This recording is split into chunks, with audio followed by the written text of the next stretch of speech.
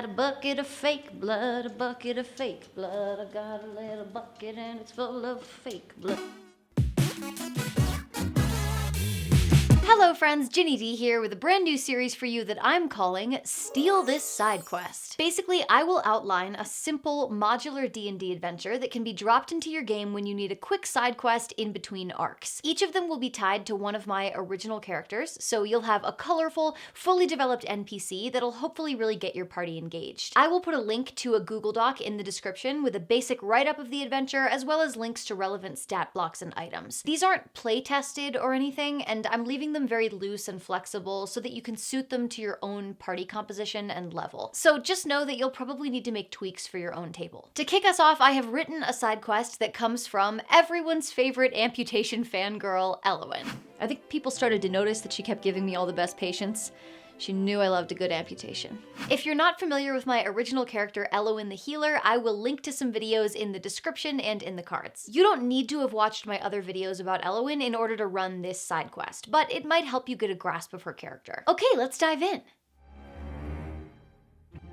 Perhaps your players are visiting the battlefront for some political or investigative reason. Or maybe they were injured and were brought here to the medics for treatment. Regardless of what brought them, they are surrounded by healers and wounded when two zombies emerge from a sick room and attack. The monsters manage to gut a bedridden soldier and badly injure a young halfling healer fresh out of training before they can be put down. Gods, after all we've been through over the last 8 months, you'd think we'd have earned some good luck. The conflict with the neighboring nation of Lyciga has been ongoing. For nearly a year now, soldiers on the Eastern Front have taken land and then lost it and then taken it back. The land in this region is swampy and humid, the heat breeding disease and bad temper amongst the soldiers and the field medics that attend to them.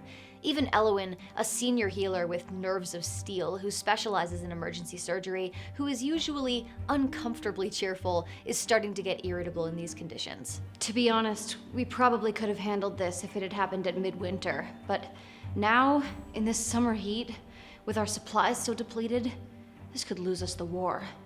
That's why the captain is willing to pay so well, if anyone can get to the bottom of this. Talking to her now, you can tell from the bags under her eyes and the defeat in her voice that the medics are at the end of their rope. It's no wonder Captain Lasan is offering 1,500 gold pieces to whoever can solve the problem. It's hard enough to treat wave after wave of soldier being brought into the tent gravely wounded, and harder still to lose them when their injuries prove too great for the rustic battlefield medics to treat under these conditions. But in the last week, it's gotten much worse. The dead have stopped staying dead. Of course we give them a proper burial, or as best we can, but it can be challenging. With this many dead and in this mud, we don't have the resources to give them much more than a shallow grave and a simple blessing. And now I suppose we're being punished for it. 4 days ago, the first lost patient returned to life, a pale, grasping shadow of her former self. She had clambered out of a pile of dead awaiting burial, the arrows that killed her still bristling out of her back like a set of gruesome spines, and thrown herself bodily onto one of the night shift medics, who thankfully had the presence of mind to restrain her in a bedsheet until a few soldiers could dispatch the creature. Undead, of course. A true nightmare for anyone who sees as many corpses as we do here. It only got worse over the next few days.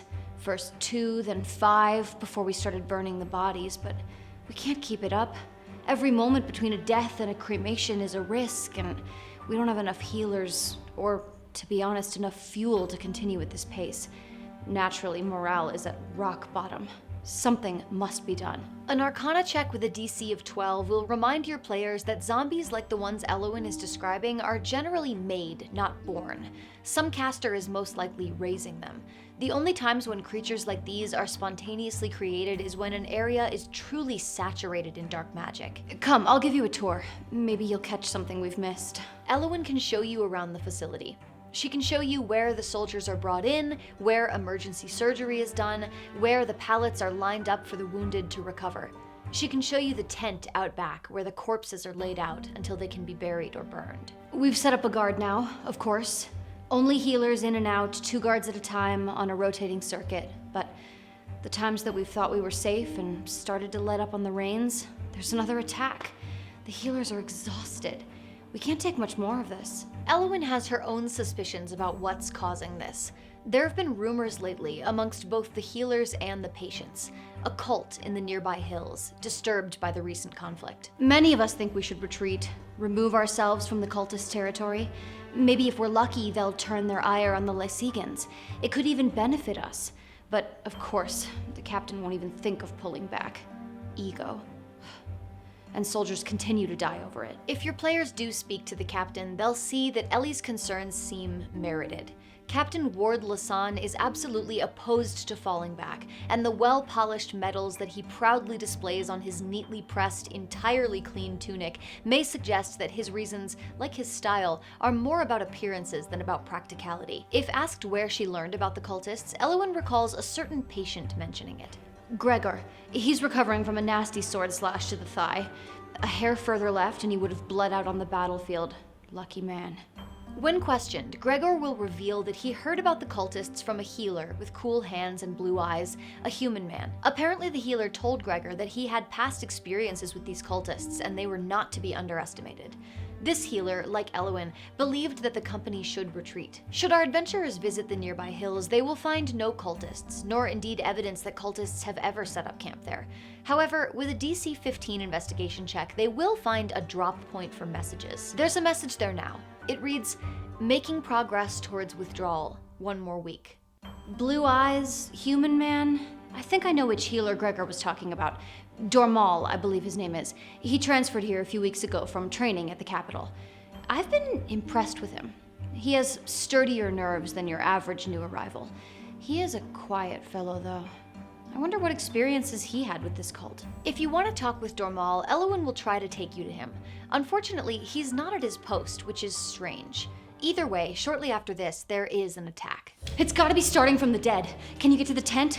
We can't leave the wounded here.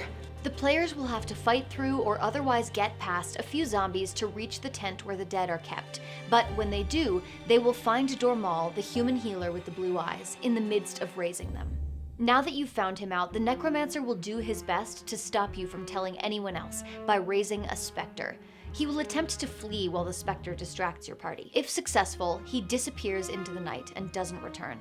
If caught, he can be intimidated or persuaded, DC 16, to reveal his mission. This man is not Dormal, but instead a Lysegan necromancer spy who killed the poor trainee by that name, taking his place in order to gain entry and join the field medics without drawing suspicion. He laid low for a few weeks and then began raising the dead with the goal of draining resources, lowering morale, and ultimately skewing the conflict in favor of Lysega by causing the battalion to retreat. I never liked that guy. Well, that's not true. I actually thought he was pretty good. Shows what a poor judge of character I am. Captain Lasan begrudgingly pays out the 1,500 gold pieces, although he does plenty of passive-aggressive grumbling about how badly his division needs the funds, especially after this mess. Elliwyn, on the other hand, is simply grateful. You've saved lives here. Not just the healers and the wounded, but the dead, too. They deserve their rest after what they've been through. Thank you.